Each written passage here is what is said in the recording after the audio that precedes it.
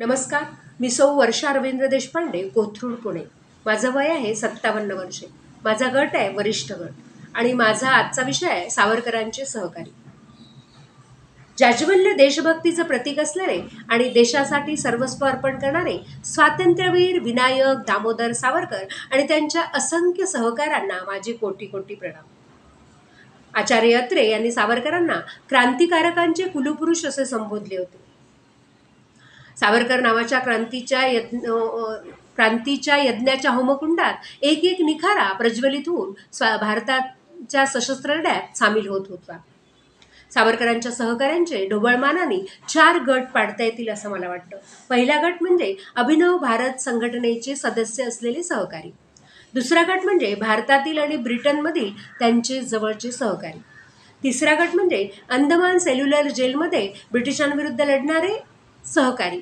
आणि चौथा गट म्हणजे सावरकरांना अंदमानातून सुटका झाल्यावर सशस्त्र क्रांती करणारे आणि अखंड भारताकरता लढणारे त्यांचे सहकारी. स्वातंत्र्याकरता लिखाण करणारे स्वातंत्र्य कवी आबा दरेकर. देशाबाहेर राहून सेना तयार करणारे, सशस्त्र सेना तयार करणारे देशगौरव सुभाषचंद्र बोस. भारतातील ब्रिटिश वसाहतीच्या विरोधात चळवळी तयार करून त्याचं नेतृत्व करणारे गणेश दामोदर सावरकर हे सावरकरांचे सहकारी तर होतेच, पण त्यांचे ज्येष्ठ बंधू देखील होते.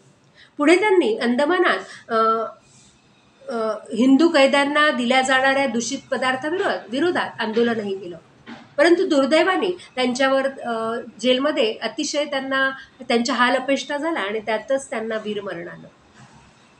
दोन्ही बंधूंच्या पावलावर पाऊल टाकणारे डॉक्टर नारायण दामोदर सावरकर यांचाही उल्लेख करावा लागेल.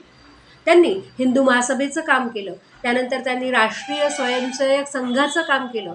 शिवाय अभिनव भारत संघटनेच्या शाखेचा विस्तार केला. त्यांनी स्वामी श्रद्धानंद नावाचा एक महिलाश्रम स्थापन केला. काही दिवसांनी श्रद्धानंद नावाचं नियतकालिक प्रसिद्ध केलं आणि त्याकरता त्यांना आपलं घरदार देखील विकावं लागलं. सावरकरांचे असेच एक सहकारी म्हणजे अनंत कान्हेरे, एक धगधगतं यज्ञकुंड. अनंत कान्हेरे हे अभिनव भारत संघटनेचे सदस्य होते. त्यांनी नाशिकमधील कलेक्टर जॅक्सन यांचा खून केला आणि त्यांना ठाणे येथे बंदिस्त करण्यात आले. ठाण्यातील जेलमध्ये त्यांना फाशी देण्यात आली. परंतु हा बेडर असलेला सहकारी हसत हसत फासावर गेलाय. सावरकरांची अजून एक सहकारी म्हणजे सेनापती बापट. सेनापती पांडुरंग महादेव बापट आणि हेमचंद्र पाल हे बॉम्बचं गुप्तपणे प्रशिक्षण घेण्याकरता पॅरिसला गेले. काही दिवसांनी परत आल्यावर अंदमानमध्ये जे राजकैदी होते त्यांना सोडवण्याकरता त्यांनी मोहीम आखली. त्याकरता त्यांनी सह्यांची मोहीम आखली. त्याकरता ते वेगवेगळ्या सभा घेत, त्याकरता त्यांनी वेगवेगळे लख दिले. एवढेच नव्हे तर सेनापती बापटांनी राजबंदी मुक्ती मंडळ देखील स्थापन केलं. अजून एका सहकार्याचा उल्लेख करावा असा वाटतो म्हणजे मदनलाल धिंग्रा.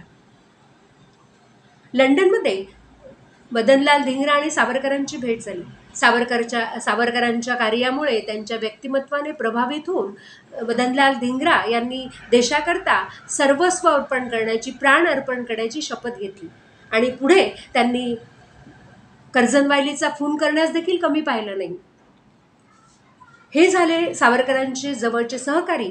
तसेच एक महिला सहकारी म्हणजे प्रख्यात समाजसेवक दादाभाई नौरोजी यांच्या काही काळ राहिलेल्या सचिव मादाम भिकाजी कामा यांनी त्यांचे सहकारी सावरकर आणि श्यामजी कृष्ण वर्मा यांना सोबत घेऊन एक भारतीय ध्वज तयार केला आणि लंडन येथे काँग्रेसची आंतरराष्ट्रीय परिषद झाली. त्या समाजवादी परिषदेमध्ये भारताचा पहिला ध्वज फडकवण्याचा इतिहास घडवला.